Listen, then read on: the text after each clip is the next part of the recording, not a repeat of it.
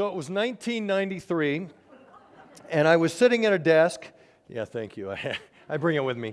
I was sitting at my desk at a TV station, and sitting on the desk were the three most important things of my life at that time. It was the script to my television show. There was a telephone. It had a cord. It went into the wall. Ask your parents. And the Emmy Award. And the Emmy Award to me represented everything that was powerful and right in television. And then the phone rang and it changed all of that.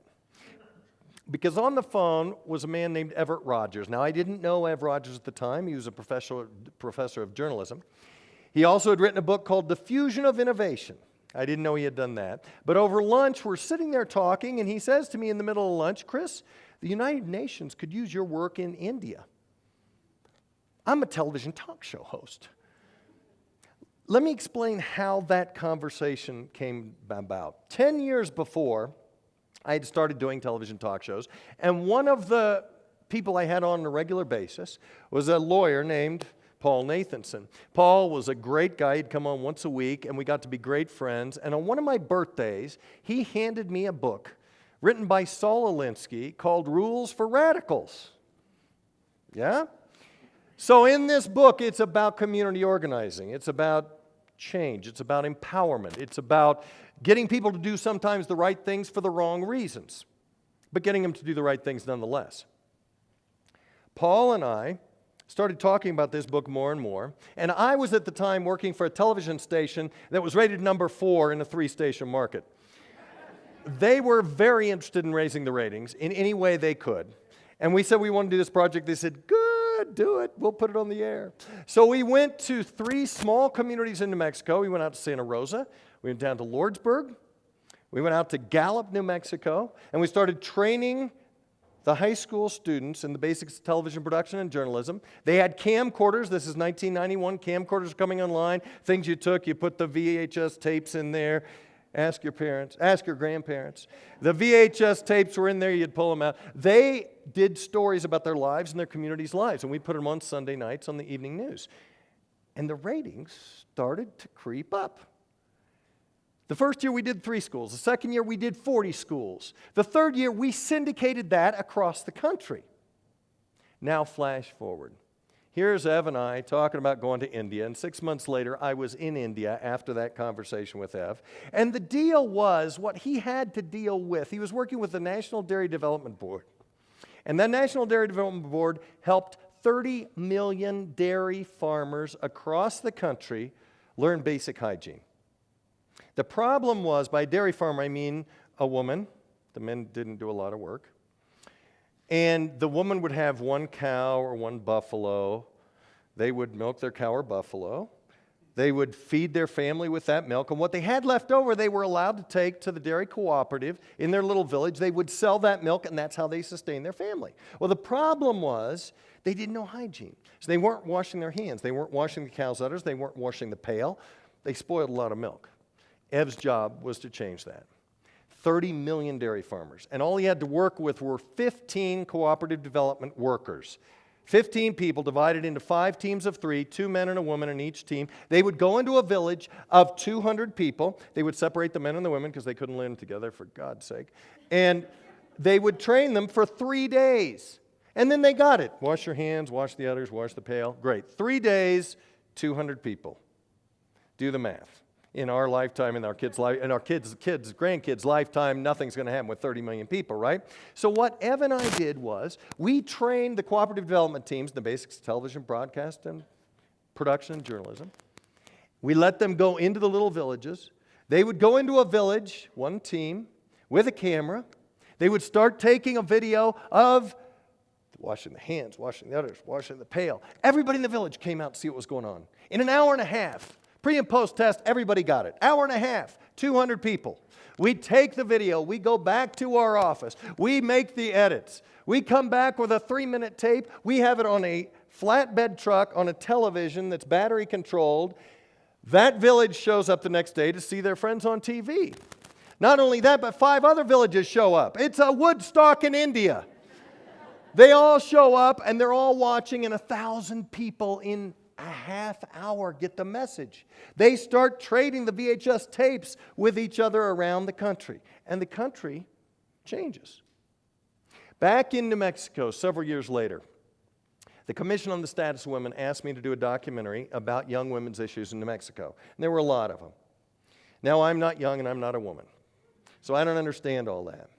But what we did was we took the target audience and we started training young women, all-girl video crews across New Mexico in television production and journalism, and we told them, here's the deal. You do 2 stories. The first one is about the issue you choose, whatever it is, and that could be date violence, domestic violence, body image, it could be drugs, alcohol, sex, teen pregnancy, whatever. You pick a topic. You do a story about that in your community. Then the second story is about a solution to that in your community. What happens? The girls have to learn about this stuff. They have to interview experts. They have to interview people this has affected. Suddenly the community is really interested. These kids are doing video. They're going to do a documentary. Their local newspaper does a story on them. Their local radio station does a story on them. They become the experts. They become the champions for change in their community. It changed their community. It changed the state. In Nicaragua, a good friend of mine, a couple years later, it was right when Manuel Ortega, thank you, yes, very good, is taking over. And he was working as a Peace Corps worker there, and he said, Chris, we were emailing back and forth, and he said, there's a real problem in the country, and the problem is with HIV and AIDS. And it is coming down from Honduras, and it is going to be an epidemic, and we are scared to death. And the Department of Health was scared to death. The government was scared to death. But nobody was talking about it. Nobody was talking about it. The big problem was the myths around AIDS. The problem was if you came from any of the villages in Nicaragua, the only place to get services was Managua. And if you go because you're not sure, you're going to be tested, whatever, you leave your village, they don't let you back in the village. No.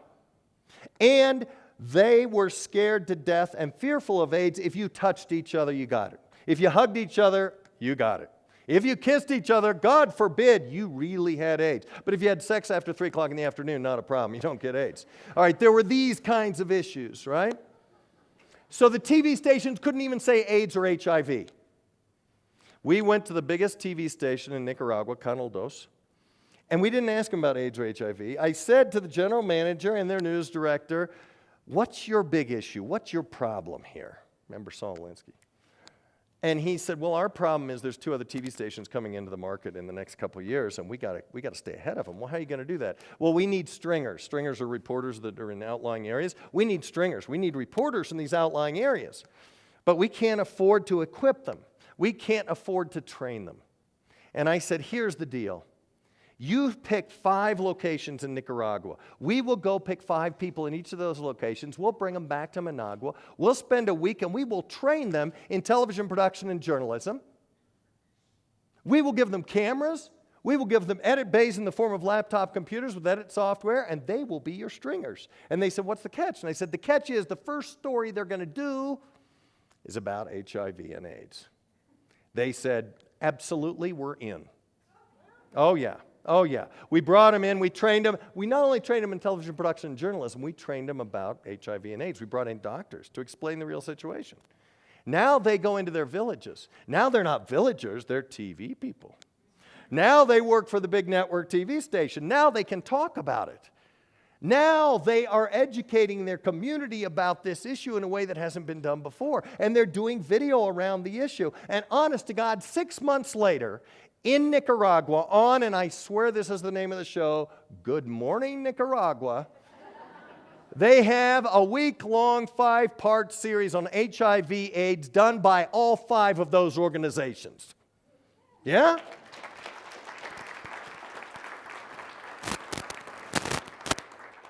Back to my desk.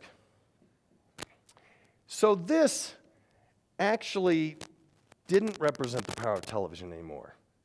This represented, maybe it represented the end of the process.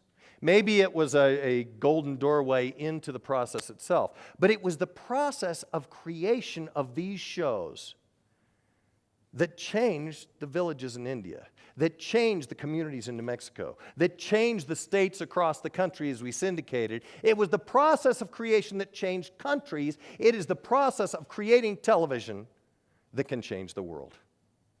Thank you very much.